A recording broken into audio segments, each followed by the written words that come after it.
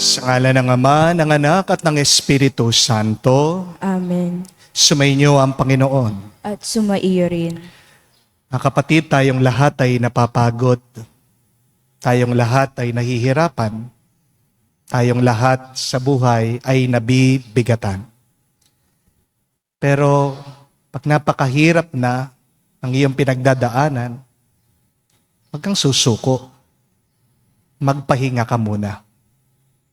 Ang tunay na pahinga natin ay maipagkakaloob lamang ng Diyos. Sa mga napakaraming pagkakataon, nakala natin ang makakapagpalakas sa atin ay pera, pagkain, kayamanan. Aminin natin ang ating pagkakamali. Tayo magpakumbaba, hilingin natin muli ang awa ng Diyos para muli tayo palakasin niya sa pamamagitan ng banal na misteryo, sa pamamagitan ng pagtanggap natin sa kanyang banal na katawan at dugo. Inaamin ko sa makapangyarihang Diyos at sa inyo mga kapatid na lubha akong nagkasala sa isip, sa salita, sa gawa at sa aking pagkukulang. Kaya isinasamo ko sa mahal na Birheng Maria, sa lahat ng mga anghel at mga banal, at sa inyo mga kapatid na ako'y ipanalangin sa Panginoon ating Diyos. Kaawaan tayo na makapangyarihang Diyos, patawarin tayo sa ating mga kasalanan, patnubayan tayo sa buhay na walang hanggan. Amen. Panginoon, kaawaan mo kami. Panginoon, kaawaan mo kami. Kristo, kaawaan mo kami. Kristo, kaawaan mo kami. Panginoon, kaawaan mo kami. Panginoon, kaawaan mo kami. Manalangin tayo. Ama naming makapangyarihan, nililiwanagan ng iyong maasang ilaw ang mga naliligaw na iyong pinapabalik sa daan para ikaw ay matagpuan.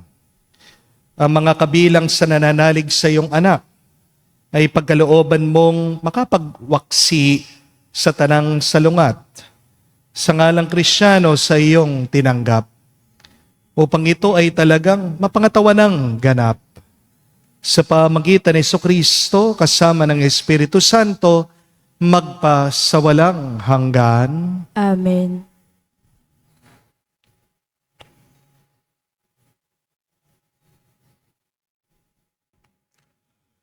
Pagbasa mula sa aklat ng Exodo. Noong mga araw na iyon, nang marinig ni Moises ang Panginoon mula sa gitna ng mababang punong kahoy, sinabi niya sa kanya, "Pupunta ako sa mga Israelita at sasabihin ko sa kanilang ako'y sinugo ng Diyos ng aming ninuno. Ngunit ano po ang sasabihin ko kung itanong nila kung sino ang nagsugo sa akin?" Sinabi ng Diyos, "Ako'y si ako nga. Sabihin mo, sinugo ka ni ako nga." Panginoon, ng Diyos ng inyong mga ninuno, ng Diyos ni na Abraham, Isaac at Jacob. At ito ang pangalan itatawag nila sa akin, magpakailanman. Lumakad ka na at tipunin mo ang mga leader ng Israel. Sabihin mo sa kanila, napakita ako sa iyo, akong Panginoon, ang Diyos ng iyong ninuno, ni na Abraham, Isaac at Jacob. Sabihin mong ako'y bumaba at nakita ko ang ginagawa sa kanila ng mga Hepsyo. Dahil dito, iaalis ko sila sa bansang iyon na nagpapahirap sa kanila.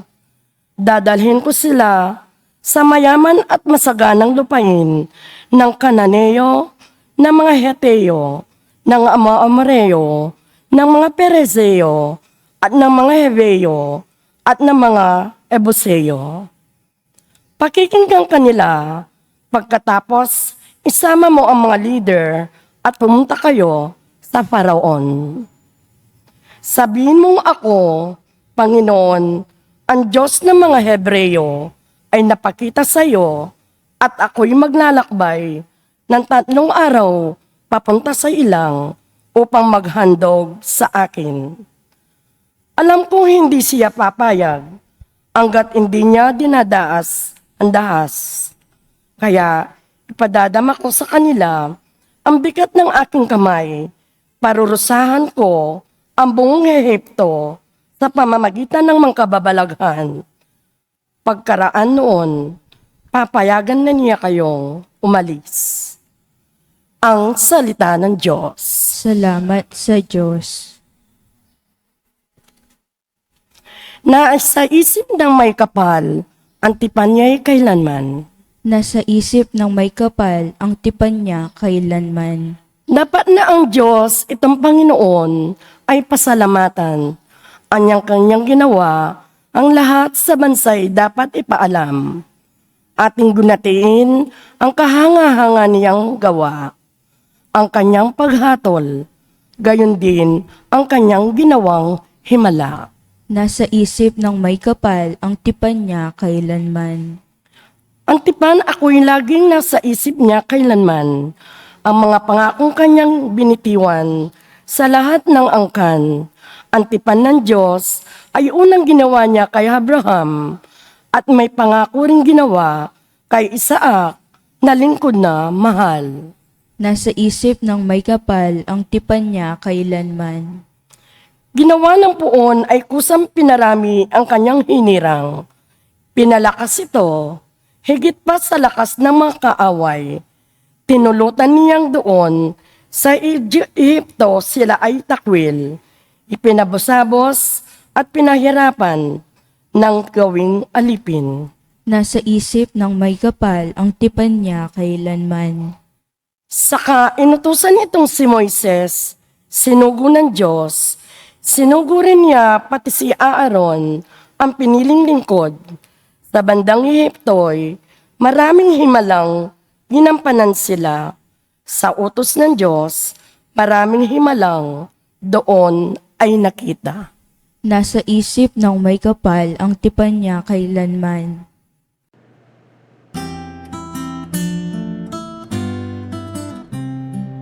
Alleluia, alleluia, alleluia, alleluia, alleluia, alleluia, alleluia, alleluia, alleluia, alleluia, alleluia, alleluia. Kayong mabigat ang pasan ay kay Jesus maglapitan upang kayo'y masiyahan. Alleluia, alleluia. Sumainyo ang Panginoon. At sumairin. Ang mabuting balita ng Panginoon ayon kay San Mateo.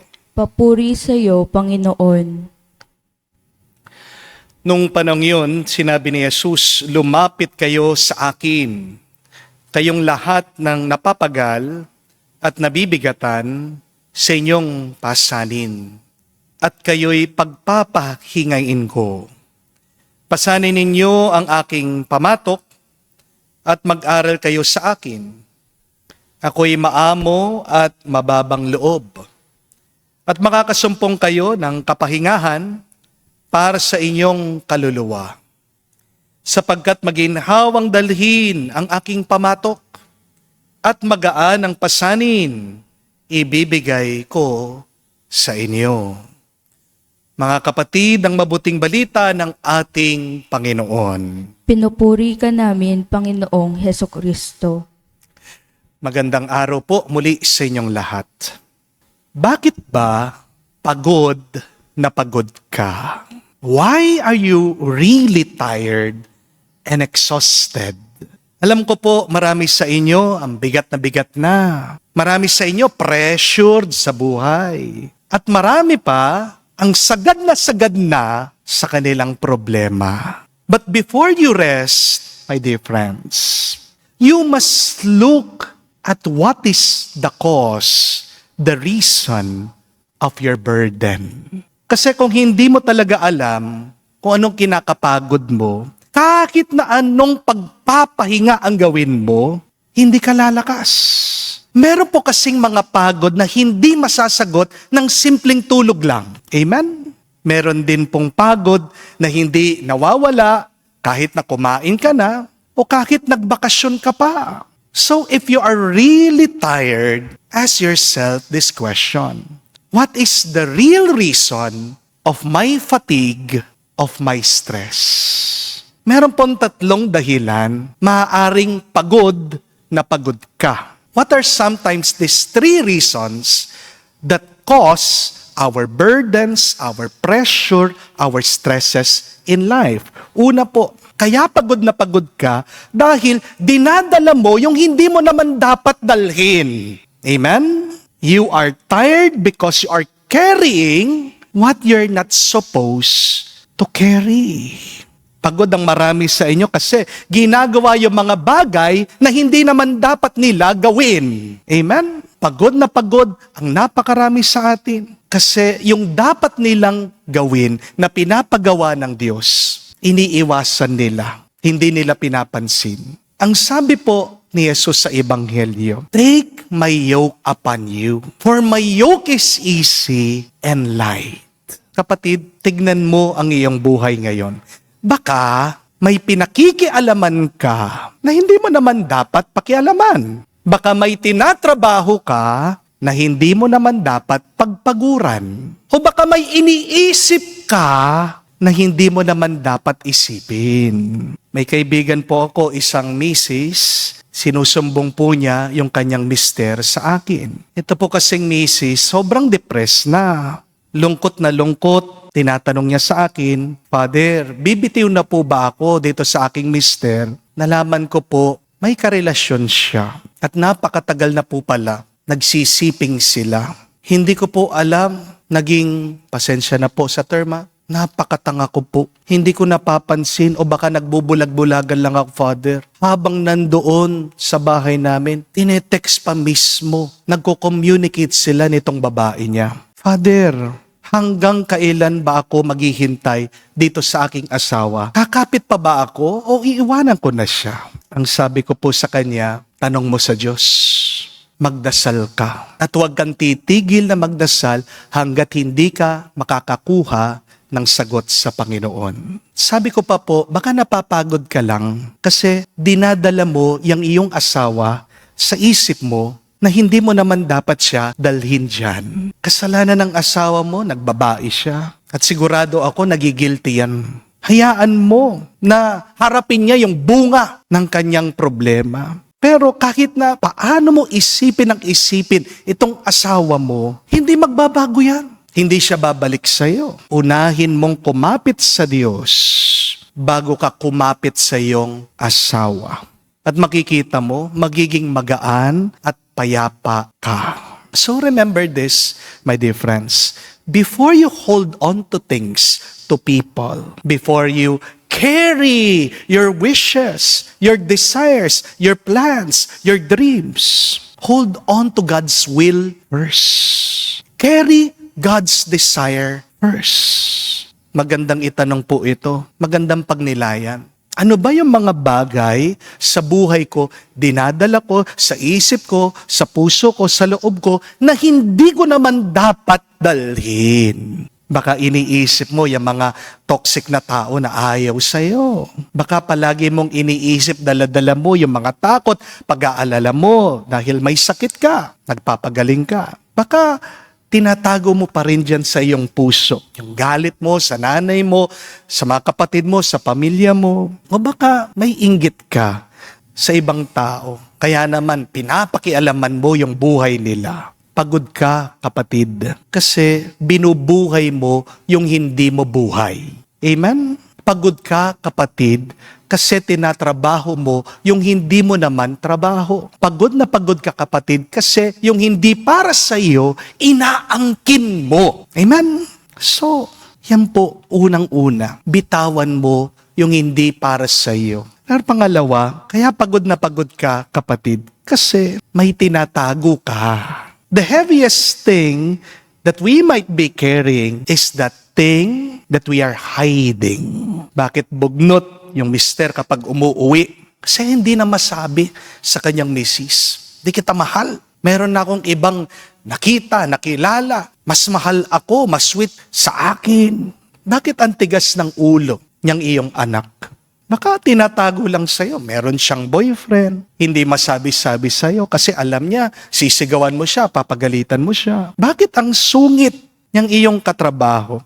Baka hindi mo alam. May problema siya sa bahay. Baka patong-patong na yung kanyang utang. Sometimes, what makes us weary isn't just the load that we carry. What makes us really tired is the mask that we wear every day. Sabi ko nga, kahit na magaan, kalaunan, pag nagtagal, bibigat din yan. Amen? Aminin niyo po, marami sa inyo, pagod na, nagkukunwari, akala mo, okay lang sila. Yung iba, nagpapanggap, malakas, pero ang totoo, sa loob, marupok sila. Nagpapakita ka, masaya ka, nag-i-smile ka. Pero pag mag-isa ka na lang, humahagulgul ka, umiiyak ka. Pinipili mong lumalaban, pero sa totoo lang, gusto mo nang sumuko. Mga kapatid, tandaan niyo po ang sabi ni Jesus, I am gentle and humble in heart. Ibig sabihin, hindi ka kailangan magpanggap sa harap ng Diyos. Hindi mo kailangan itago ang totoong nararamdaman mo sa Kanya. Inaanyayahan ka na lumapit ni Jesus at ipakita mo ang totoong nararamdaman mo, ang totoong pinagdadaanan mo. Because we have to understand this, that there is no healing in hiding. There is no freedom in faking, but there is rest in surrendering. Sumuko ka sa Diyos. Magpahinga ka sa Kanya at giginhawa ang buhay mo. Amen? Pangatlo po at kahuli-hulihan, baka kaya pagod na pagod ka ngayon kasi binubuhat mo ang lahat na mag-isa lang. Alam natin ang kasabihan, no man is an island. Walang tao ang nabubuhay mag-isa. Kung babasahin niyo po ang Biblia, di ba? Ang unang tao, si Adan, nalulungkot siya na mag-isa pa lang siya. Kaya naman ang Diyos, ginawa si Eva. Nung sinugo ng ating Panginoon ang kanyang mga alagad, pinadala sila. Tigdala-dalawa. May kapartner sila sa kanilang misyon. Kahit naman po sa ating panalangin, gusto ni Jesus na dapat pag nagdadasal ka, may kasama ka pa rin. Anong sabi ni Jesus? Kapag merong 2 o 3 na nagdadasal, magkasama, nandun ako kasama nila. Kapatid, hindi mabuti ang nag-iisa. Nakasulat po yan sa Biblia. Read Genesis chapter 2 verse 18. It is not good that man should be alone. Lalong-lalo na kapag meron kang problema, hindi maganda na mag-isa ka lang. Kahit na alam ko yung mga iba sa inyo gusto maging superhero, no? Pero tandaan niyo po, kahit naman si Superman, meron siyang Justice League. Kahit naman po si Batman, meron din naman siyang Robin. Kahit naman ang ating Panginoong Jesucristo, Diyos na yan, pero pumili pa rin siya ng mga apostol. 12 nga sila para makatulong niya sa kanyang misyon. Ang lakas po natin mga tao ay wala sa pag-iisa. Ang lakas natin ay makikita mo sa pakikiisa sa Diyos.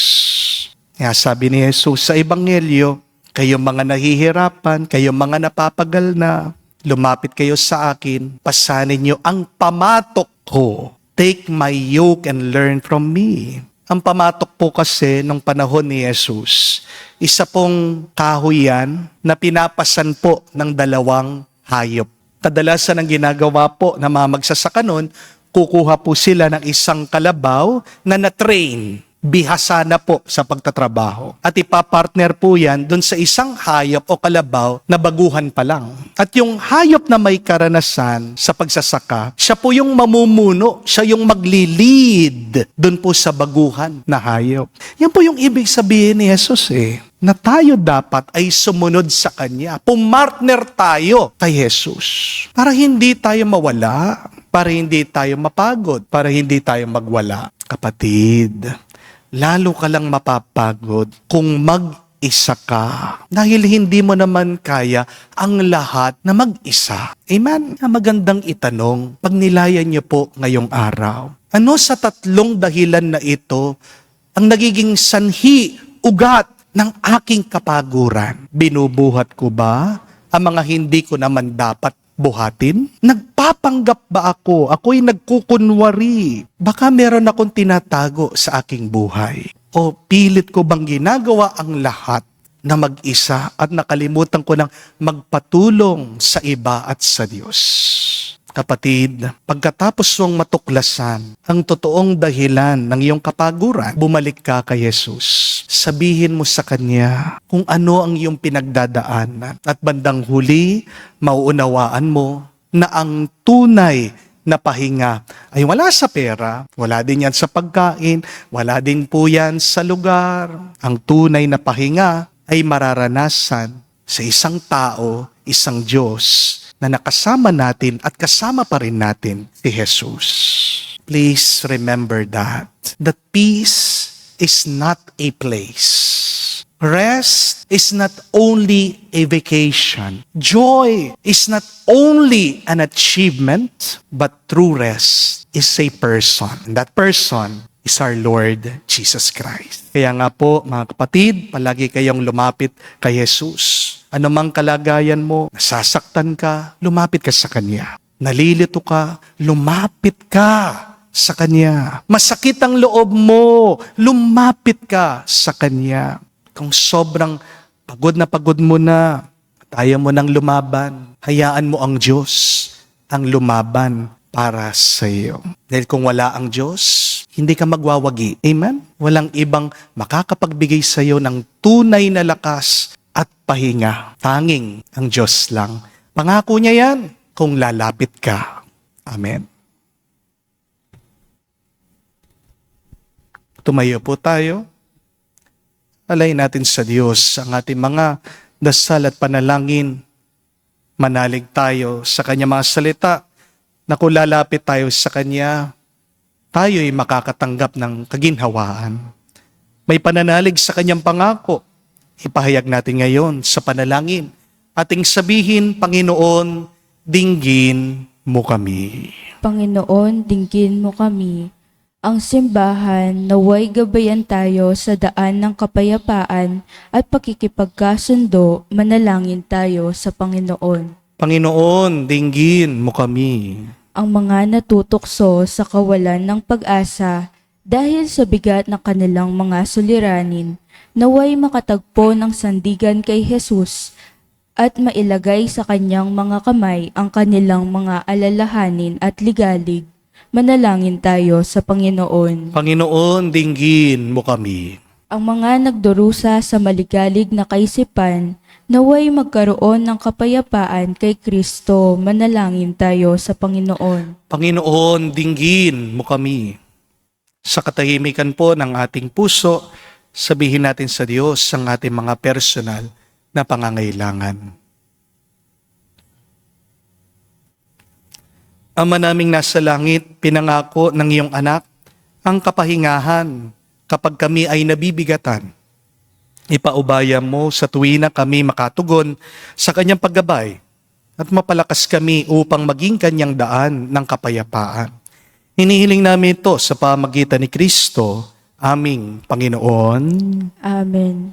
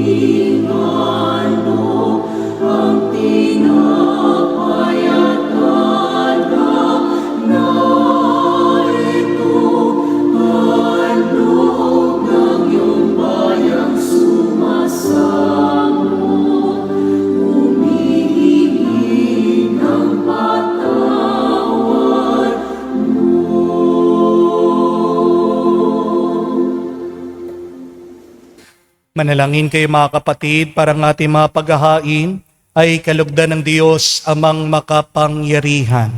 Tanggapin nawa ng Panginoon itong paghahain sa iyong mga kamay, sa kapurihan niya at karangalan, kapakinabangan at sa buong sambayanan niyang banal. Ama naming lumikha, tunghayan mo ang mga alay ng iyong susumamong sambayanan. Tanggapin mo ang mga ito para madagdagan ang iyong kabanalan sa mga nananalig na tunay sa pamagitan ni Jesucristo kasama ng Espiritu Santo, magpa sa walang hanggan. Amen. Sumainyo ang Panginoon. At sumaiyo rin. Itaas sa Diyos sa inyong mga puso at diwa. Itinaas na namin sa Panginoon. Pasalamatan natin ang Panginoong ating Diyos. Marapat na siya ay pasalamatan. Ama naming makapangyarihan, tunay nga marapat ikaw ang aming pasalamatan. Pinagbibigyan mong itong aming maihayag, kahit na ito'y walang anumang maidaragdag. Sa kadakilaan na iyo ay likas. Sa pagpupuri namin ay nakikinabang, ay kami rin namang iyong pinakikiharapan sa pamagitan ng iyong anak na minamahal.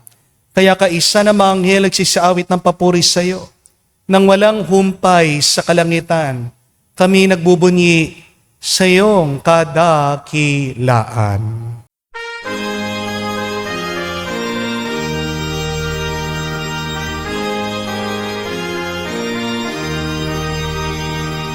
Santo, Santo, Santo, Panginoong Diyos ng mga hukbo.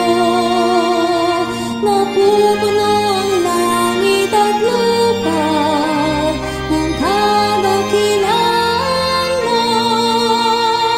Hosana sa kaitasan, pinagpalang na paninito sa ngalan ng Panginoon.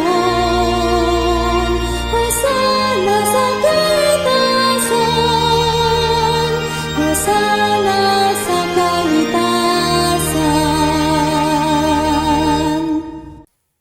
Ama naming banal, ikaw ang bukal ng tanang kabanalan. Kaya't sa pamagitan ng iyong Espiritu, gawin mong banal ang mga kaloob na ito, upang para sa amin, maging katawan at dugo ng aming Panginoong Heso Kristo. Bago niya pinagtiis ang kusang loob na maging handog, hinawakan niyang tinapay, pinasalamatan kanya. Pinaghati-hati niya yon, inabot sa kanyang malagad at sinabi, "Nanggapin ninyong lahat ito at kanin. Ito ang aking katawan, na ihahandog para sa inyo."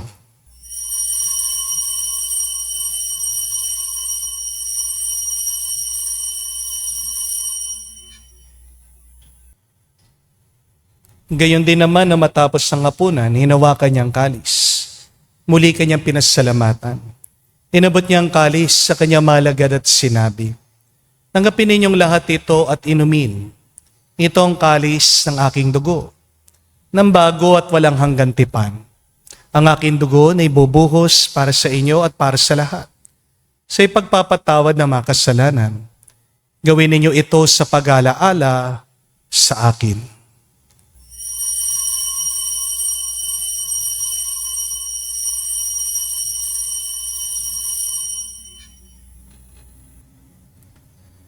Ang misteryo ng pananampalataya.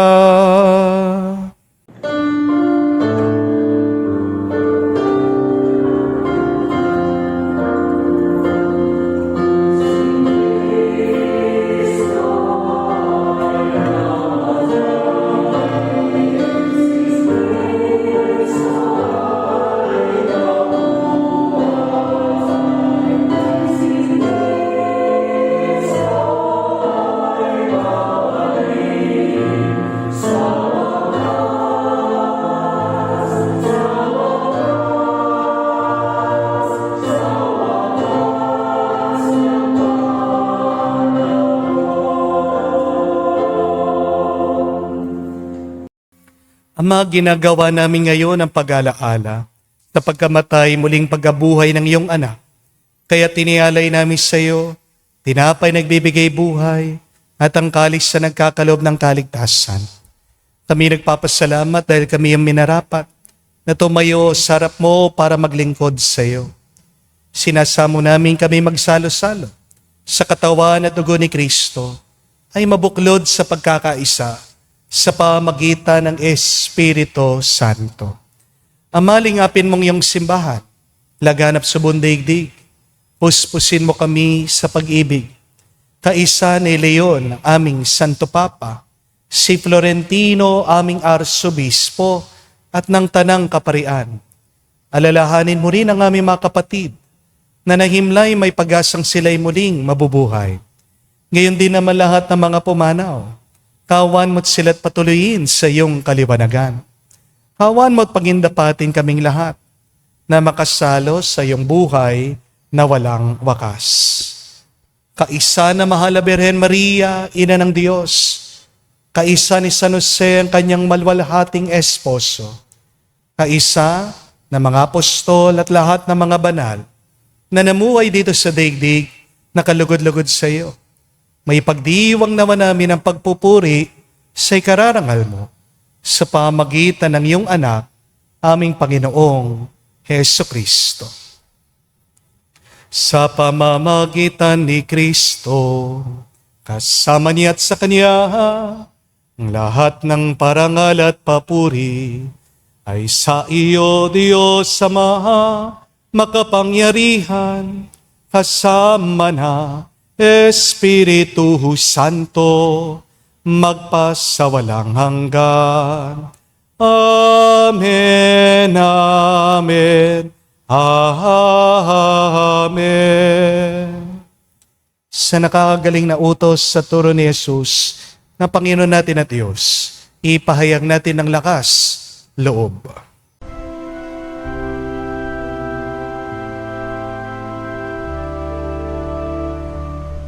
Ama namin, sumasalangit ka, sambahin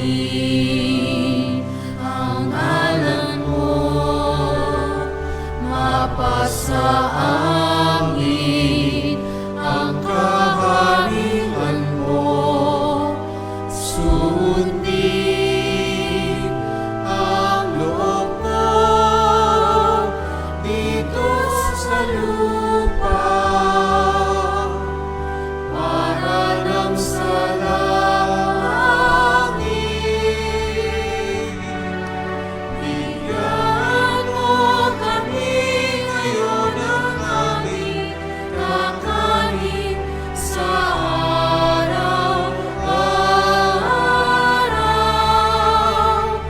at patawarin mo kami sa aming mga sala para ng pagpapatawad namin sa nagkakasala sa amin. At huwag mo kaming ipahintulot sa tukso, at iadya mo kami sa lahat ng masama. Hinihiling namin kami, Adya, sa lahat ng masama, magkalooban ng kapayapaan araw-araw, iligtas sa kasalanan, ilayo sa lahat ng kapamakan. Samantalang aming pinanabikan ang nakilang araw ng pagpapahayag ng tagapagligtas naming si Heso Kristo. Sapagkat iyo ang kaharian at ang kapangyarihan at ang kapurihan magpakailanman. Amen. Panginoong Heso Kristo, sinabi mo sa mga apostol, kapayapaan ang iniiwan ko sa inyo, ang aking kapayapaan, binibigay ko sa inyo. Tungayan mo ang aming pananampalataya at huwag ang aming pagkakasala. Pagkalooban mo kami ng kapayapaan at pagkakaisa ayon sa iyong kalooban, kasama ng Espiritu Santo, magpa sa walang hanggan. Amen. Kapayapaan ng Panginoon ay laging sumainyo. At sumaiyo rin. Magbigayan po tayo ng kapayapaan sa bawat isa. Pisuyo po, kapayapaan po sa inyong lahat.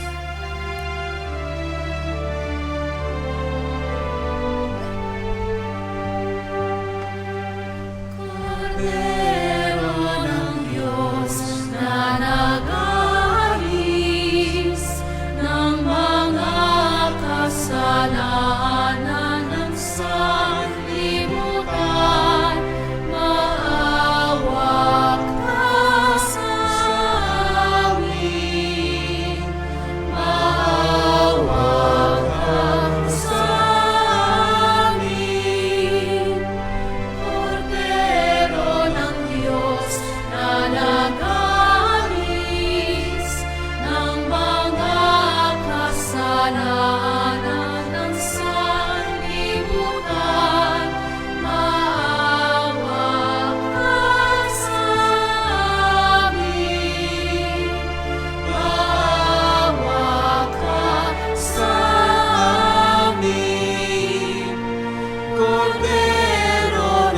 Diyos na nag-aalis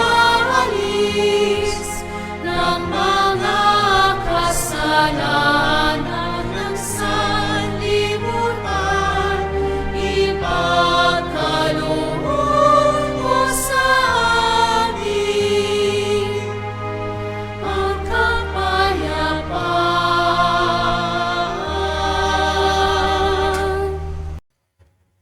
Mga kapatid, naririto ang ating Panginoong Jesucristo, ang Kordero ng Diyos. Siya nag-aalis sa mga kasalanan ng sanlibutan.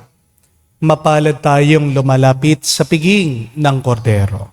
Panginoon, hindi ako karapat-dapat na magpatuloy sa iyo, ngunit sa isang salita mo lamang ay gagaling na ako.